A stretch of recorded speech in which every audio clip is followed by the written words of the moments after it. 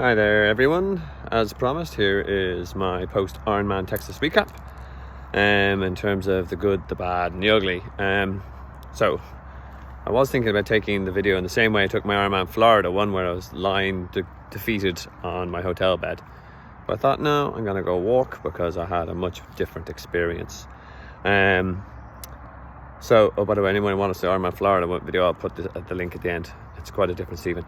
So for me, I had a good day.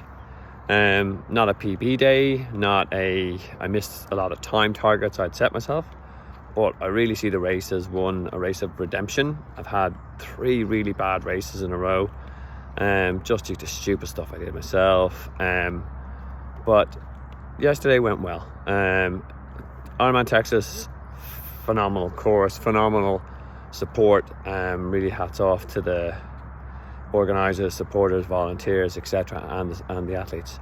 For me, the swim went okay.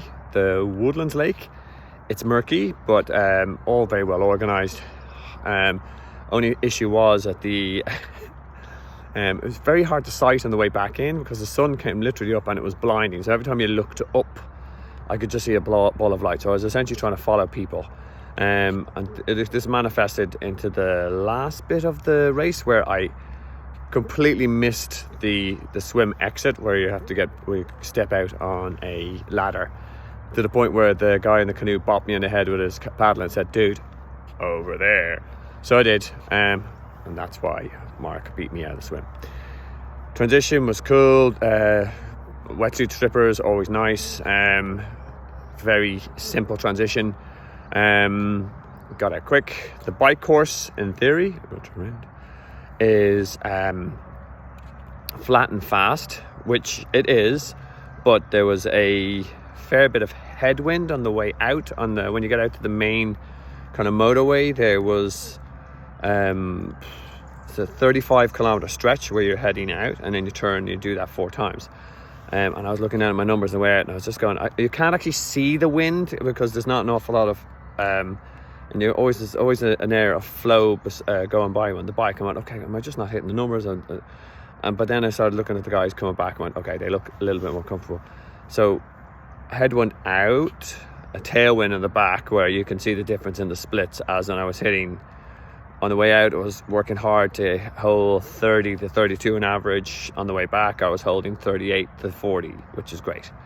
Did notice a couple of spills out there, and I think even though it's a simple course out and back, there was a lot of people crashed out.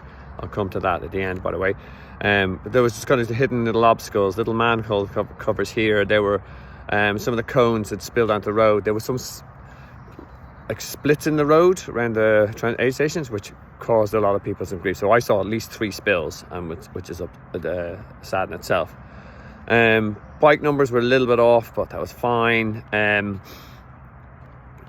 Quick transition. Bike catchers, brilliant. I know what I mean by bike catchers. You come, you dismount, you run along. Instead of having to rack your bike, you hand it to a very nice volunteer, and they go put it in your rack, and you know it's there. Fantastic. Feel like a rock star.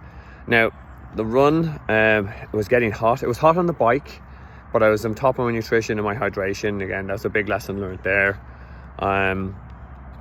That's why I was able to hold decent numbers even with the wind difference. It was really hot in the run. Started off well, and I was just picking off people, and I was chasing, and it was fun. The crowds are great. They have this thing called Hippie Hollow, where they literally, it's a stretch of around 500 meters of the course where just low lads dressed up as hippies, playing music, banging drums, and it's just great fun. Spectators are great. The run course is quite nice. You run through residential area, through woodlands, nothing of note hill wise and all the rest, but just well supported.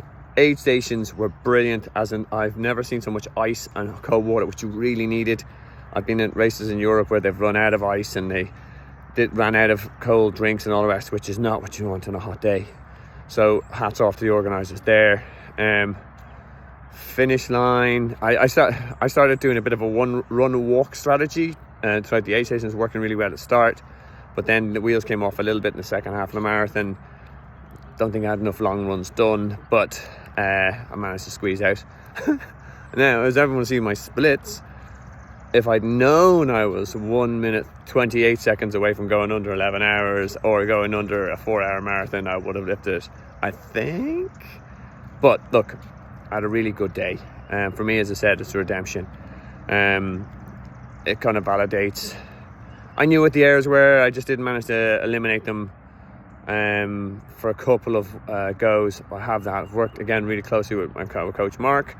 We've nailed out the stupid stuff I was doing. All of my equipment worked, and so I said, not my PB by mile shots, not my it is my highest age group placing for a while actually, which is great. Again, it just shows I'm getting there. So this one is also doubles as a belt buckle, by the way, hilarious. Is hard earned, but you know what, I enjoyed the race. Last 3 races I didn't. I felt deflated, I felt beaten up, but I knew I had better in me. There's a bit more in me, and I know, as I said, the things I've learned, again, I apply to my own coaching, apply to my own training, so it's good. Now, and also a couple of other guys, the other guy, we're over here, Mark Julier, he had a smashing race, 9:25, second in his age group.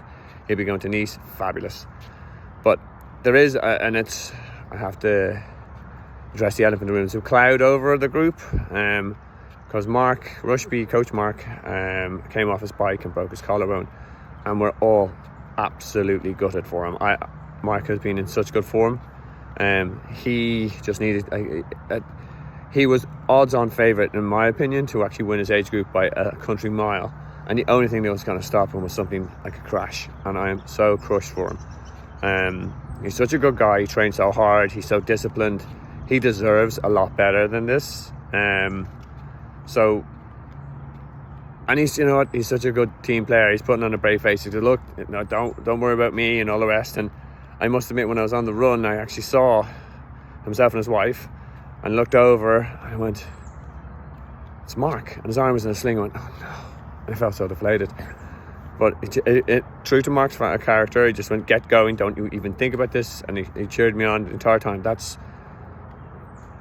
friendship, that's coaching, that's, you know, team player, that's so many things, and it sums up Mark.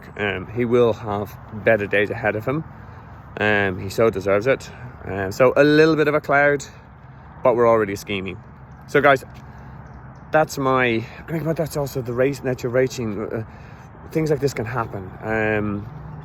We control the controllables, and then, but as I said, Mark could be, you know, completely crushed with this, but he's trying to be put on a brave face.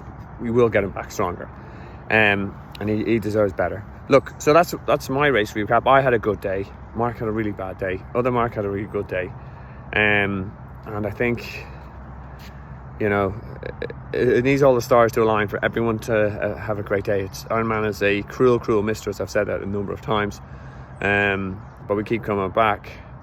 I'm happy that, you know, I'm on the right step. And by the way, hats off to Mark for actually getting me there. So listen, guys, sorry, Florida. Texas is my first choice now in North American races. I will come back. I loved it. Great course, well organized. Lots of things I can do to improve. So hope your training going well, everyone. I hope you having your race, next race goes well, and keep tuned in.